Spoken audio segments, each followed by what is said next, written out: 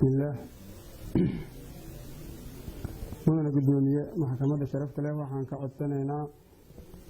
maanta oo ay taariikhdu tahay 18 bisha 2025 ee sanayaasha kala ah Cabdiraxmaan Cali Ibraahim ina hooyo Iisho Sheekh Aamin 36 jir ah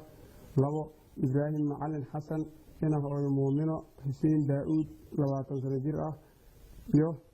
3 Cabdulaahi Macalin Aadan ina Riinlo Usmaan Hiifow 22 jir ah dhammaan eedeysanayaasha aan magacyadooda kor ku soo xusnay waxay ku eedeysan yihiin waxay geysteen qaraxyo askar badanna ay ku dhinteen kuwo kalena ay ku naafooween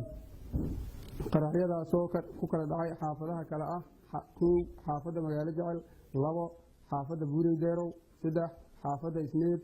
4 xaafadda daarusalaam mudana gudoomiye maxkamadda sharafta leh waxaan ka codsanaynaa inay ku xukunto dil toogasho ah Cabdiraxmaan Cali Ibraahim Abdullah Tijeri galay masmagal galay Ibraahim Macalin Xasan oo la Tijeri galay masmagal galay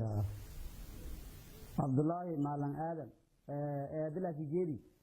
galay masmagal galay